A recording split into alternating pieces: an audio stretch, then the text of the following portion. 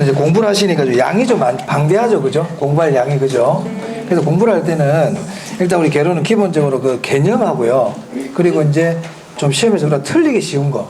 여러분 잘 틀리는 걸 좀 잘 정리해야 되는데, 여러분 공부를 할 때 이렇게 해야 되는 거예요. 그래서 일단 여러분들만의 방식으로 정리를 해야 돼요. 임대료 보조가 뭐다 이러면 내 나름대로의 정의를 내려줘야 돼요. 내 나름대로의. 이 책대로 꼭 외우라는 뜻은 아니에요. 내 나름대로의 방식을 정해가지고 그걸 가지고 숙달이 돼야 돼요. 그게 이제 익숙해지면 나중에 이제 그 문제를 읽을 때 선생님이 말한 것도 있지만 내 나름대로의 방식을 가지고 이렇게 빨리빨리 찾는 연습을 많이 해야 됩니다. 자, 그리고 내 방식대로 하는데 항상 실수한다든지 잘 틀리는 부분들이 있잖아요. 그런 것들은 별도로 체크를 해가지고 그런 것들은 특히 유념을 해야 되죠. 내가 잘 틀리니까. 그런 것들을 구별하는 게 좀 필요하단 말이에요. 무슨 말인지 이해가 되십니까? 제가 가능하면 제가 강의 중에도 그런 얘기를 자꾸 이제 구별해서 말씀드리려고 하는데, 항상 그런 것들을 신경 쓰면서 해야 내 공부 양을 줄일 수 있고 또 점수를 높일 수가 있어요. 자, 먼저 이제 공공임대주택인데요. 네, 우리 교재는 237이네요.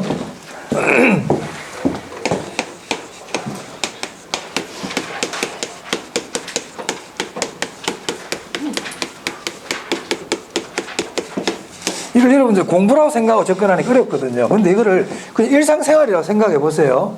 그러니까 공공임대주택이라는 게 뭐예요? 정부가 임대주택을 직접 지어주는 거잖아요. 맞아요. 그거지. 그게 직접 개입이야, 일단.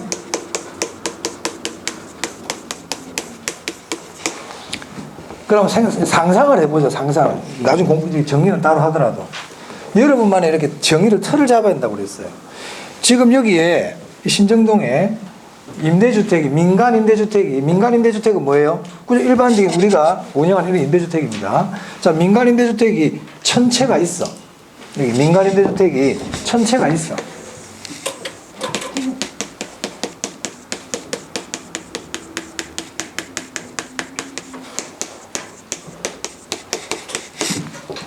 근데 정부가 보니까 이 1000채 가지고는 부족한 거예요.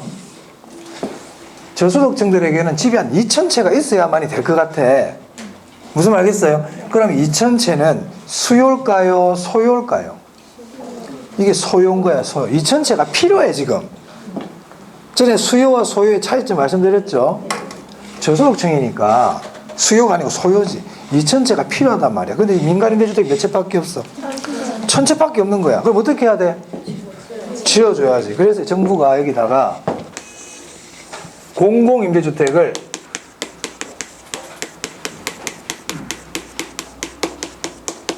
천채를 더 지어줬다. 이런 내용입니다, 지금.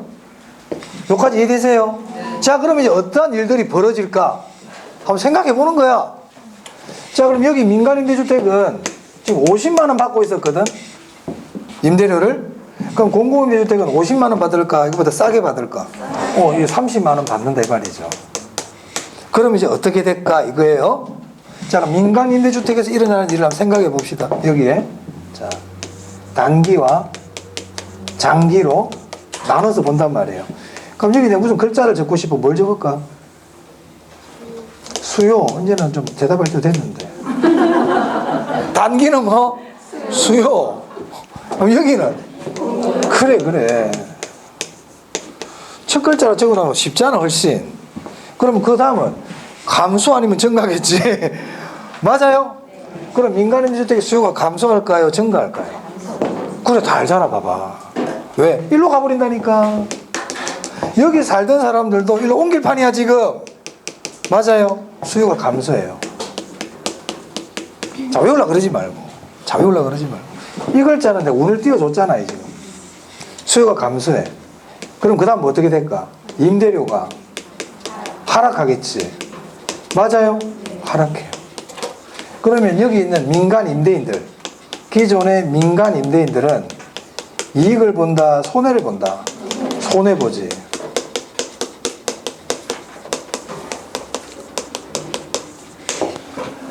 이 과정을 여러분들이 좀 귀찮더라도 한번 스스로 한번 쭉 적어볼 필요가 있어요.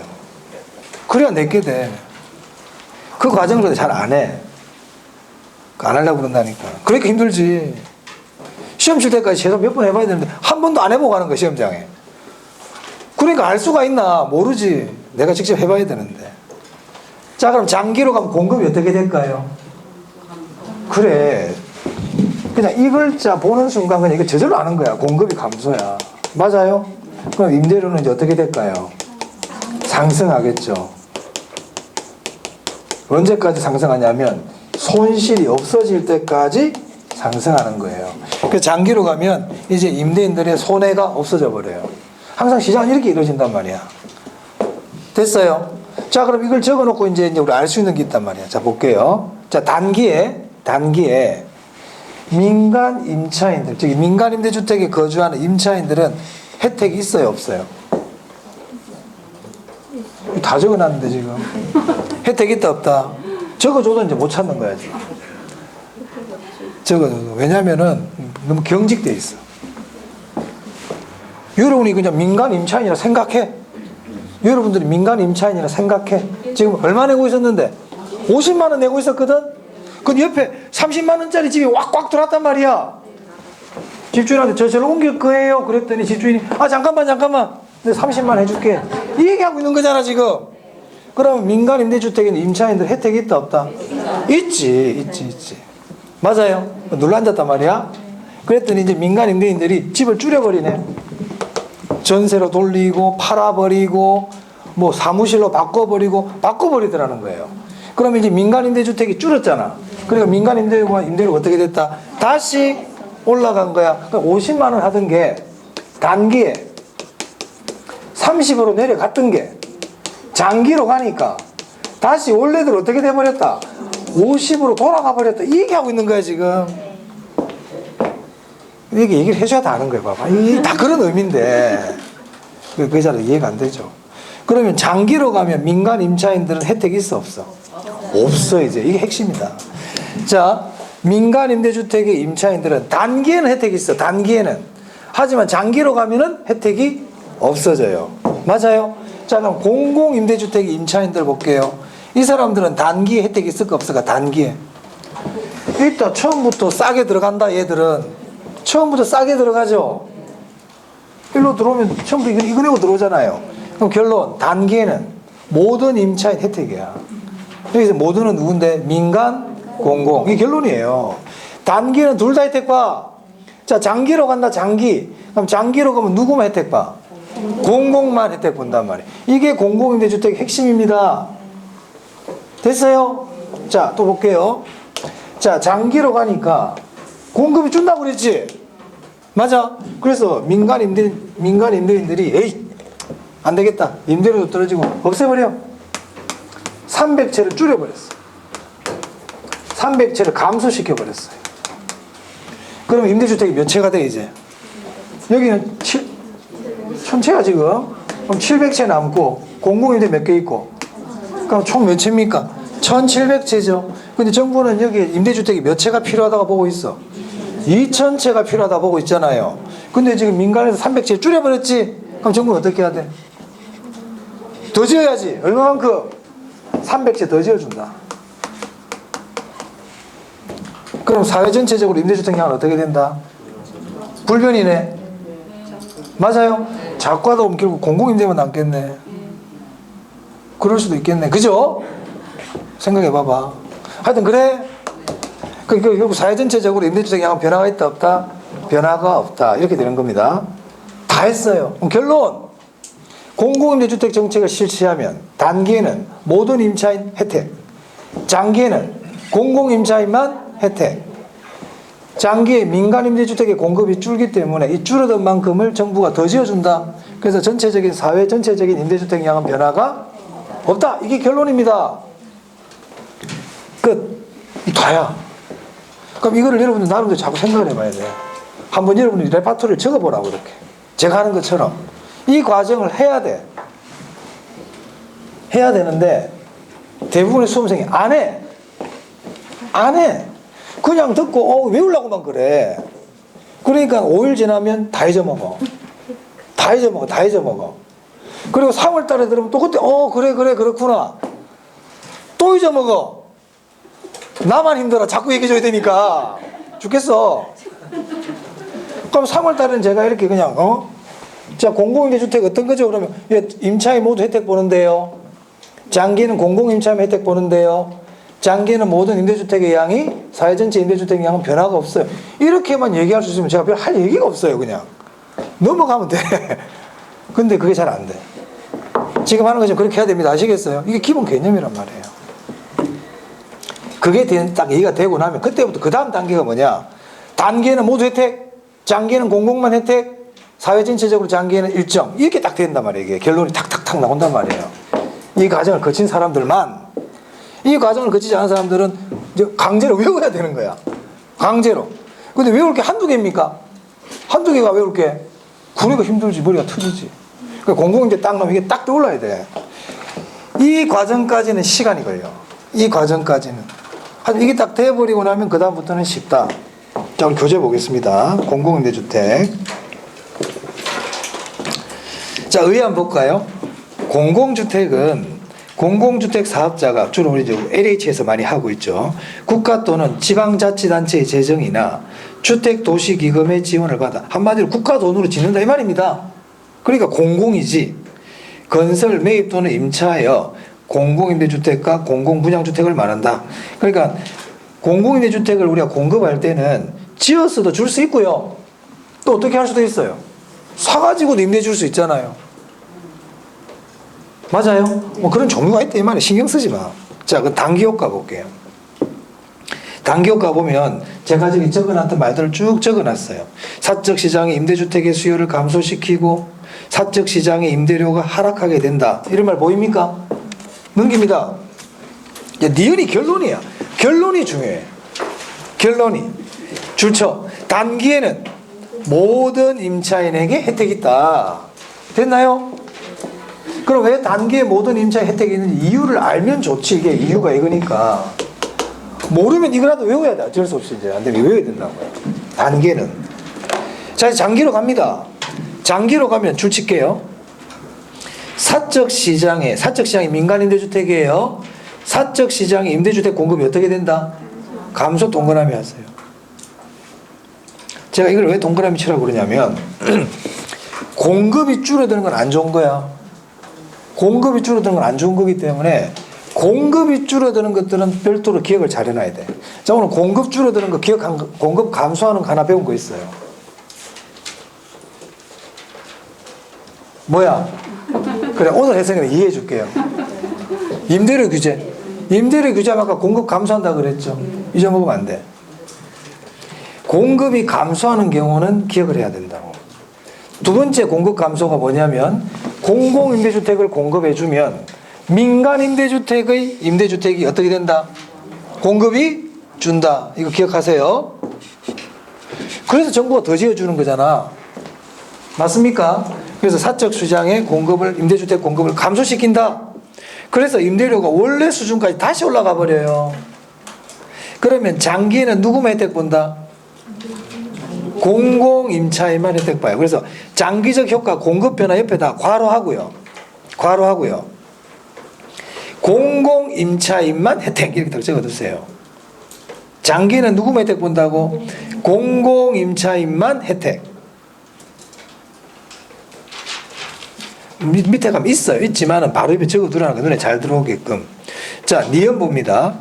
사적 시장의 공급 감소분만큼 공적 시장의 공급이 증가하여 줄칩니다. 사회 전체 임대주택 양은 어떻다? 불변이다. 변하지 않는다. 여전히 2007년 그대로 되는 거예요. 자, 그 다음에 디귿 보세요. 그러면은 장기로 가면 민간 임대주택의 임대료하고 공공 임대주택의 임대료가 같습니까? 다릅니까? 장기로 가면 쓰러지려고 그런다 나 지금. 장기로 갔을 때 임대료가 주택량 말고 임대료가 민간 임대주택의 임대료하고 공공 임대주택의 임대료가 같습니까? 다릅니까? 같다고 그러면 곤란하다. 같으면 왜 공공 임차인만 혜택 본다고 그러겠어? 임대료가 똑같은데. 공공 임차인들이 임대료가 싸니까 공공만 혜택 본다 얘기하는 거잖아요 지금. 장기는 누구만 혜택 본다고? 공공임차임 혜택 본다고. 그 말은 임대료가 똑같다는 거야? 임대료가 다르다는 거야? 다르지. 장기는 임대료가 달라. 누가 더 싸? 공공이 싸. 공공이 싸다고. 공공 임대료가 싸다고요. 그러니까 공공 임차임 혜택 보는 거예요.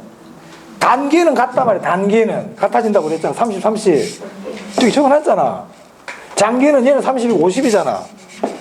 맞아요? 그래. 자, 계속 읽어볼게요. 그러면 다르다. 그래서 이중 가격을 형성한단 말입니다. 민간 임대료하고 공공 임대료가 달라. 이걸 이해되세요? 그럼 그 다음 보세요. 공공주택에 거주하는 저소득층들에게 혜택을 준다. 임대료가 싸단 말이야, 얘들만. 즉 공공주택 거주자들은 임대료 차익만큼 정부로부터 보조받는 것과 같은 효과를 얻는다. 맞아요? 그래요. 공공임차인들이 정부로부터 보조금 받는 것과 같은 효과를 얻는단 말이야. 임대료가 싸니까. 그러니까 공공임대주택에 서로 들어가려고 그러잖아. 왜 들어가려고 그러겠노? 민간임대 살지 그냥. 공공이 싸니까 장기로 가면 차이가 나버린단 말이야. 장기로 가면 처음엔 차이가 없지만. 됐어요? 자, 그 다음에 핵심 정리 있죠. 보이세요? 별표. 이건 이제 3월달에 합니다. 지금 안 하고. 오른쪽에 239페이지 참고학습 보입니까? 이것도 별표하세요. 제가 별표를 미리 하는 이유는 읽고 싶은 분들은 지금 미리 읽어도 괜찮다 이 말이야. 읽고 싶은 분들은 지금 읽어도 괜찮다. 학습 의욕에 불타시는 분들이 있잖아. 그런 분들은 읽어도 괜찮아요. 자, 그 밑에 행복주택 있나요? 네, 그 줄 치세요. 나중에 설명드릴 거예요. 줄만 쳐놓으세요. 그 다음에 그 밑에 장기전세주택이 있습니까? 이런 것들도 줄 쳐놓으세요. 앞에 있어요. 있지만 줄 좀 쳐놓으세요. 자, 넘깁니다. 자, 문제가 쭉 나오는데 문제는 다음에 한번 풀어봅시다. 시간이 우리 넉넉하지가 않으니까. 자, 241페이지요. 자, 이제 241페이지 보시면 분양가 규제와 분양가 자유라 보입니까? 네, 지금부터는 이제 분양주택 정책인 거예요.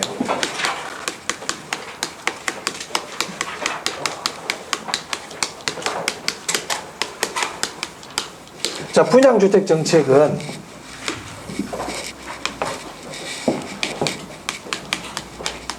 분양가 규제. 분양가 규제는 분양가 상한제다 이렇게 생각하시면 됩니다.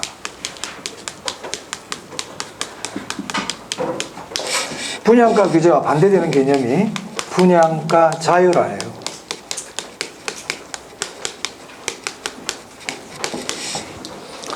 우리 아까 임대료 규제했죠? 임대료 규제 똑같다고 보면 됩니다. 그럼 분양가 규제는 시장에서 분양되는 분양 가격보다 위에서 규제할까요? 아래에서 규제할까요? 아래에서 규제해요. 그럼 저것도 최고 가격제네. 맞아? 그래 아까 임대료 규제를 임대료 상한제라 그랬잖아요. 그래도 분양가 규제니까 뭐라고 해요? 분양가 상한제라 그러잖아. 그럼 아까 임대료 규제할 때 꼭 하나 기억하는 게 있다고 그랬다. 공급 감소. 그럼 분양가 규제는 어떻게 된다? 공급이 감소해요. 일단 이게 첫 번째 핵심이야. 그러면 분양주택의 질은 높아질까요? 분양주택의 질이 떨어질까요? 분양주택의 질이 떨어지죠. 똑같아. 아까 임대료 규제하고. 근데 얘는 사고 파는 집이고 아까 임대주택은 임대로 내는 집이고 그렇단 말입니다. 자, 그렇다 보니까 여기 이제 없는 게 하나 들어가. 두 번째, 임대주택은 투기라는 걸 안 하지만 이거는 이제 투기가 일어난단 말이에요. 이게 중요하다 이거. 자, 왜 그렇습니까? 자, 분양가 상한제는 지금 30평짜리 아파트가 1억에 잘 거래가 되고 있는데 정부가 갑자기 끼어들어가지고 야 7천만 원에 분양해 이 얘기거든. 무슨 말 알겠어요? 그 나 분양을 받았어 내가 7천만 원에. 그럼 내 시장에서 팔면은 1억보다 더 높은 가격에 팔 수 있나요? 팔 수 있어요. 우리 암시장하고 비슷해요. 집이 없단 말이야. 집이 없기 때문에 분양가 상한제에서 내가 당첨을 받으면 그걸 바로 되팔면 차익을 낼 수가 있죠. 맞습니까? 네. 저 우리 서울 같은데 여기는 분양가 상한제 아파트야. 여기는 분양가 자유라야. 그럼 주변 시세는 20억에 아파트가. 그 얘기는 분양가 상한제라서 5억이야, 분양가가. 당첨되면 얼마가 돼버려? 그래. 물론 약간 그 차익거래는 기간 제한이 있겠지만 투기 수요가 일어날 수 있겠죠. 그래서 분양가 상한제라면 투기 수요가 증가합니다. 이 두 개는 꼭 기억합니다. 자, 그럼 우리 교재 보시면 241페이지 아파트 분양가 규제 효과에 동그라미 4번에 신규 공급 감소 나와 있죠. 집이 없어요. 한마디로 집을 안 짓는다니까. 건설회사들이 집을 안 지어. 그럼 어떻게 되느냐? 중고주택 가격이 올라가. 중고주택 가격이 올라가요. 전반적으로 다른 집값이 올라간단 말입니다. 지금 그렇게 일이 되고 있다니까. 지금 우리가 서울에 있는 아파트 값이 왜 많이 올라가요? 집이 없어서 그래. 공급이 안 되니. 그러게 왜 정부가 80만 원 공급한다고 얘기하잖아. 그러면 중고주택 가격이 올라가거든요. 그럼 중고주택은 부자들이 삽니까? 주로 저소득층들이 구입하는 겁니까? 그러면 분양가 규제하면 저소득층들이 오히려 주택난이 심해지겠네. 집도 없고 중고주택 가격도 올라가니까 저소득층들은 안 좋아져요. 맞아요? 그래서 저소득층의 주택난이 심하대. 동그라미 5번에 보세요. 됐습니까? 자, 그럼 이제 분양가 자유라는 뭘까요? 네 마음대로 받아라 이 얘기잖아. 네 마음대로 받아라. 그럼 이제 공급이 어떻게 될까? 증가하죠. 공급이 증가하지. 주택의 질도 높아지지. 투기 수요는 없어지지. 맞습니까? 자, 그런데 분양가 자유를 해버리면 건설회사들이 이제 어떻게 하냐면 수익성이 높은 좀 평수 큰 아파트를 짓는단 말이에요. 조그마한 13평, 15평 이런 아파트 안 지으려고 그래요. 대형 평수의 중대형 위주로 아파트를 짓는단 말입니다. 그럼 저소득층들은 큰 평수가 필요한 게 아니고 조그만 집이 필요하거든. 근데 그런 집은 안 지어. 그러니까 여전히 저소득층들은 집구하기가 힘들다. 그래서 그 교재 봅니다. 5번에 저소득층의 주택난이 심하 보이세요? 그러니까 분양가 규제를 해도 저소득층은 주택난을 겪게 되고 분양가 자율화를 해도 저소득층의 주택난은 심화된다. 이 말입니다. 그래서 우리가 분양가 자율화 할 때는 건설회사에게 일정 규모 이상의 소규모 아파트들도 짓게 하면서 분양가 자율화 해준다든 이런 식으로 좀 단서를 좀 달아줘야 되겠죠. 하여튼 그런 필요가 있습니다. 이해됐습니까? 네, 그 정도 보시면 돼요. 자, 넘길게요. 굳이 다른 건 안 보셔도 돼요. 자, 그 다음에 245페이지입니다. 자, 245페이지 보시면 선분양, 후분양 있죠. 찾으셨어요?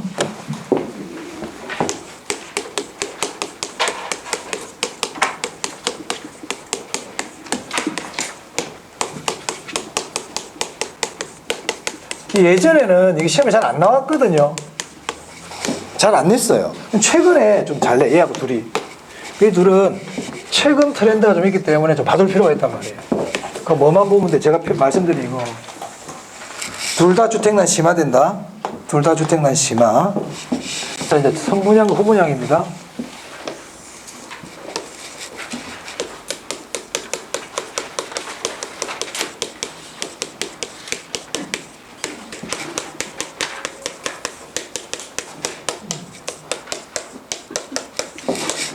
자, 우리 선분양, 후분양이 무슨 의미인지는 아시죠? 선분양이 뭐예요? 집을 다 짓기 전에 분양할 수 있다 얘기고, 후분양은 집을 다 짓고 분양해라 얘기잖아요. 그럼 이 주택 선분양은 건설회사인 공급자 측에서 유리한 제도입니까? 우리 소비자 측에서 유리한 겁니까? 그렇지. 공급자 중심 제도예요. 공급자에게 유리해요. 후분양은요? 수요자, 소비자 입장에서 유리하죠. 다 지어진 집을 보고 사니까.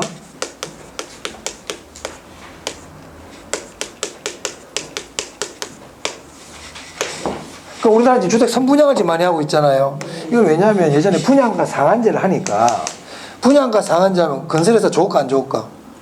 안 좋지. 안 좋잖아요. 그래서 분양가 상한제를 하면서 건설회사들에게 조금 좀 따독거려주기 위해서 이걸 한 거예요. 그럼 너가 가면 집 팔기 전에 다 짓기 전에 집 팔아 이렇게 만들어주는 거예요. 선분양은. 일단 공급자 중심 제도입니다. 자, 이제 봅시다 이제. 자, 주택 선분양을 할 때 어떤 일이 생길까 이제. 자, 미리 분양을 할 때는 집을 좀 싸게 분양합니다. 다 짓기도 전에 분양을 하니까 집값 자체가 싸게 분양한단 말이에요. 그러면 이제 나중에 집을 다 짓고 나면 뭐가 생기냐면 프리미엄이 생긴단 말이에요. 분양금 프리미엄이라고 있죠. 맞아요. 그래서 이 주택 선분양을 하게 되면 전매 차익을 얻을 수가 있어요. 이거 일종의 투기지. 투기 수요. 선분양하게 되면 전매 차익이 발생할 수 있다. 투기 수요가 일어날 수 있다. 이거 기억하세요. 자. 그럼 선분양의 문제점은 뭐 어떤 것들이 있을까요? 외우려고 그러지 말고 집을 다 짓기도 전에 파니까 주택의 질이 좋을까요? 나쁠까요? 모델하우스하고 달라. 모델하우스하고 다르죠. 맞습니까? 그런 여러 가지 문제점들이 있어요. 그런 건 참고로 보시면 되고. 일단 요거 기억합니다. 자, 후분양 한번 볼게요. 그러니까 후분양은 소비자한테 좋은 거라 그랬죠. 주택의 질도 높겠죠. 왜냐하면 집을 똑바로 안 지으면 집이 팔린다, 안 팔린다? 안 팔리니까 집을 잘 지어야 돼. 그러니까 후분양 제도는 우리 소비자들한테 나쁠 게 없어. 나쁠 게 없어요. 근데 왜 안 하냐 이 말이야. 그걸 알아야 돼. 그래서 왜 후분양을 안 할까? 자, 후분양에 문제점이 있어요. 후분양의 문제점. 공급이 줄어요. 이거 기억해요. 많은 거는 뭐 굳이 몰라도 돼요. 이 두 개는 포인트거든. 자, 선분양 단점, 투기 수요가 일어날 수 있다. 후분양의 단점, 공급 감소. 왜? 자, 후분양은 집을 다 지어서 팔아야 되잖아요. 그럼 조그마한 건설 회사들은 자금난 때문에 지을 수가 없어요. 그러니까 아파트는 누가 짓냐면 대형 건설사 위주로만 공급이 된단 말입니다. 공급자 수가 줄어요. 그러면 주택의 공급이 어떻게 된다? 감소한다. 됐습니까? 두 개. 자, 하나만 더 해볼게요. 우리 건설 자금이자가 있거든요. 건설 자금이자.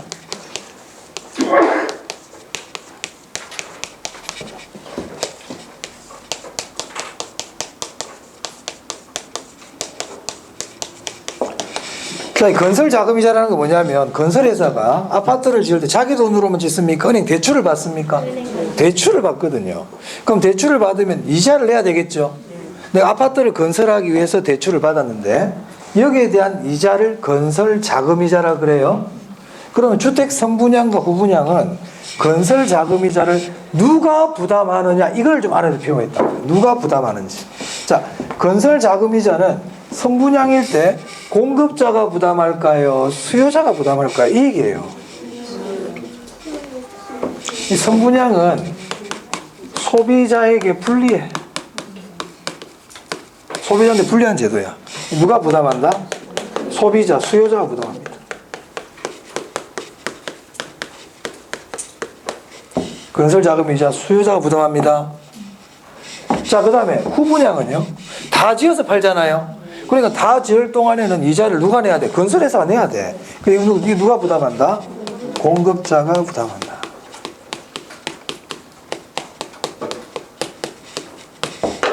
자, 선분양, 후분양 다 했어요.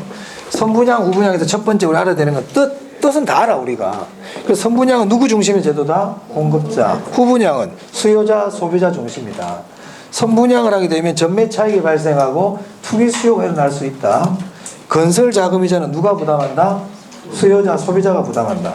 자, 후분양은 좋은 제도지만 공급이 줄어든다는 문제점이 있다. 공급이 줄어든다. 그리고 건설 자금이자는 누가 부담한다?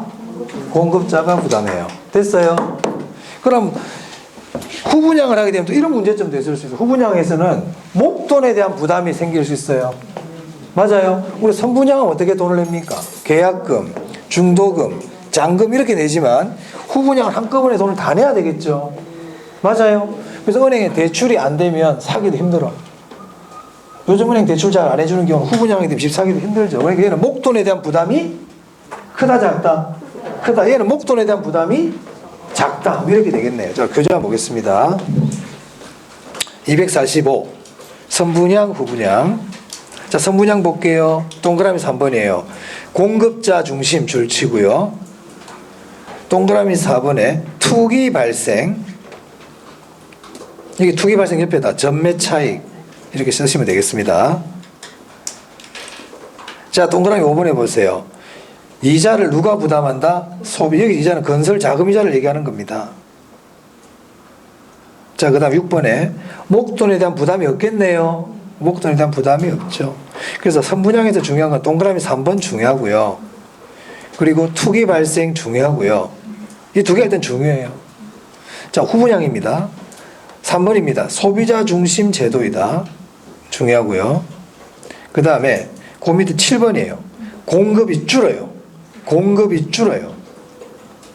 됐어요? 이자는 누가 부담한다? 건설자금이자 누가 부담한다? 그렇지. 공급자가 이자를 부담한다. 자, 선분양도 봅시다. 자, 선분양은 집이 다 지어지기 전에 내가 분양받은 거잖아요. 근데 짓다가 건설사 부도가 나버렸네. 그러면 이제 그 피해를 소비자가 볼 수 있죠. 맞아요? 그래서 선분양 옆에다가 이렇게 적으세요. 선분양 그걸 옆에다가, 이 옆에다가 위험의 전가. 건설회사가 소비자들에게 공사가 부도가 날 수 있는 위험을 소비자들에게 떠넘기는 거야. 선분양은. 그 선분양은 위험의 전가입니다. 누가 누구에게? 공급자가 소비자에게. 그 소비자한테 좋을 게 없는 제도예요. 소비자에게 또 있는 장점이라고는 목돈에 대한 부담이 없다. 뭐 이겁니다. 뭐 목돈에 대한 부담이 있든 없든 어차피 돈 내야 되잖아. 안 낼 수는 없잖아요. 그죠? 그 정도 하시면 되겠어요. 나머지 그거 안 읽으셔도 돼요. 자, 246페이지 보시면, 네. 30회 때 선분양, 후분양에서 문제가 나왔거든요. 한번 보겠습니다. 어떻게 나왔는지. 어렵게 나오는지 쉽게 나오는지 한번 봅시다. 주택 공급 제도에 관한 설명이다. 틀린 것은 1번. 후분양 제도는 초기 주택 건설 자금의 대부분을 주택 구입자로부터 조달하므로 건설 자금에 대한 이자의 일부를 주택 구매자가 부담하게 된다. 이거 후분양 맞습니까? 선분양이죠. 주택 초기 건설 자금을 구매자로부터 조달하는 건 선분양이잖아요. 1번 틀렸네. 그러니까 이건 후분양, 선분양의 뜻을 아는지를 물어보는 문제잖아요. 맞습니까? 1번이 답이다. 시험 어렵게 안 낸다. 항상 제가 얘기하지만. 2번. 선분양 제도는 준공전 분양 대금의 유입으로 사업자의 초기 자금 부담을 완화할 수 있다. 맞나요? 후분양 제도는 주택을 일정 절차에 따라 건설한 후에 분양하는 방식이다. 그리고 후분양이지. 선분양 제도는 분양권 전매를 통해, 분양권 전매 맞다 그죠? 가수요를 창출하여 부동산 시장의 불안을 야기할 수 있다. 분양권 전매, 선분양. 5번. 소비자 측면에서 후분양 제도는 선분양 제도보다 공급자의 부실 시공 및 품질 저하에 대처할 수 있다. 맞습니까? 답이 1번이 틀렸네요. 그 여러 내용 없죠? 그 여러 내용 없어요. 자, 이제 247페이지에 조세 정책인데요. 자, 교재 봅니다. 자, 거기 먼저 양가로 3번이에요. 조세의 기능 있죠? 찾으셨어요? 자, 거기 동그라미 1번에 보니까 뭐가 있어요? 소득 재분배라는 게 있네요. 시장은 이런 기능 없다고 그랬습니다. 시장은 소득 재분배 기능 있다 없다? 없다. 조세의 대표적인 기능 중에 하나가 소득 재분배입니다. 넘기세요. 자, 넘기시면 양가로 4번에 조세의 분류 보이세요? 이거 별표하세요. 최근에 계속 나오고 있습니다.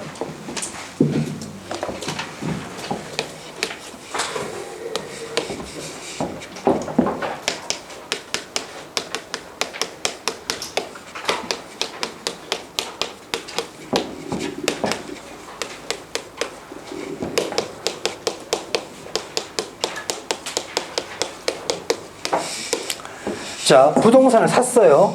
아파트를 샀어. 그럼 아파트를 계속 보유를 해. 그러면 나중에 아파트를 처분해요. 그럼 이 각 단계마다 세금을 냅니다. 각 단계마다. 나 세법 시간에 자세히 공부합니다, 여러분들이. 그럼 이때 취득 단계에서 내는 세금이 있고, 보유 단계에서 내는 세금이 있고, 처분 단계에서 내는 세금들이 있더라 이 말입니다. 그럼 대표적으로 취득할 때 내는 세금이 뭐가 있어요? 취득세가 있죠. 취득세. 자, 우리 상속도 취득에 해당합니까? 상속도 취득에 해당하거든요. 민법 시간에 배우셨죠? 그래서 우리가 취득할 때 내는 세금 중에 대표적인 게 상속세와 취득세가 있을 수 있단 말이에요. 그런데요, 세금은 국세가 있고 지방세가 있어요. 이 국세는 말 그대로 국가가 부과하는 세금이고 지방세는 지방자치단체가 부과하는 세금입니다. 집에 고지서가 날라올 때 울산 세무서 날라오면 국세예요. 남구청하고 날라오면 지방세예요. 그럼 취득세는 뭐라고요? 지방세입니다. 자, 보유 단계에서도 세금을 내거든요. 재산세 내시죠, 여러분들? 그리고 일정 금액 이상 9억이나 6억을 초과하는 집을 갖고 있으면 종합부동산세를 내거든요. 맞아요? 종합부동산세는 국세고요. 재산세는 지방세예요. 자, 그 다음에 처분할 때 뭐 냅니까? 양도소득세 내죠. 양도소득세는 국세입니다. 그래서 취득할 때 내는 세금, 보유 단계에서 내는 세금 아셔야 되고, 그리고 국세와 지방세로 나눠 가지고 이 정도는 아셔야 돼요. 이 정도는 우리 교재 한번 볼까요? 자, 그 국세와 지방세가 나와 있죠. 보이세요? 지금 기억 내내 국세 지방세 나눠져 있는데 이거는 세법 시간에 자세히 공부하세요. 우리 학기론에서 이 정도 공부할 내용은 아니고요. 자, 국세에 보니까 양도소득세, 소득세는 국세거든. 소득세, 상속세, 증여세, 종합부동산세, 이 정도는 국세라는 걸 알아야 돼요. 부가가치세도 국세입니다. 자, 지방세 보세요. 취득세, 재산세, 이런 것들은 다 지방세예요. 거기 지역자원시설세, 지방교육세, 누가 봐도 지방세다, 그죠? 맞습니까? 이런 거 외우는 게 아니지. 자, 그 다음에 2번 보세요. 취득 단계에서 내는 세금에 그 인지세도 하나 들어가 있네. 이것도 참고로. 인지는 우리가 가세문서를 작성할 때 내는 세금인데, 인지세도 취득 단계에서 내는 세금 맞아요. 인지세, 상속세, 증여세, 그리고 지방세는 취득세와 등록면허세가 있네요. 자, 그 다음 보유 단계, 처분 단계. 아시기 바랍니다. 지방소득세까지는 모르셔도 되는데, 이 정도는 좀 아시면 좋긴 좋죠. 근데 시험에서는 이 정도까지 출제가 되고 있습니다. 우리 시험에. 이 정도는 기본으로 아셔야 된다. 자, 그 다음 248페이지. 부동산 조세의 증가와 기차가 있습니까? 자, 여기는 조세의 증가와 기차가 별표 2개 합니다. 별표만 해놓고요. 여기는 중요한 부분이니까 오늘은 좀 하기 그래요. 다음 시간에 하겠습니다. 여기는. 자, 오늘 그래서 정책론, 우리 첫 시간에 원료지향형, 시장지향형 했었죠.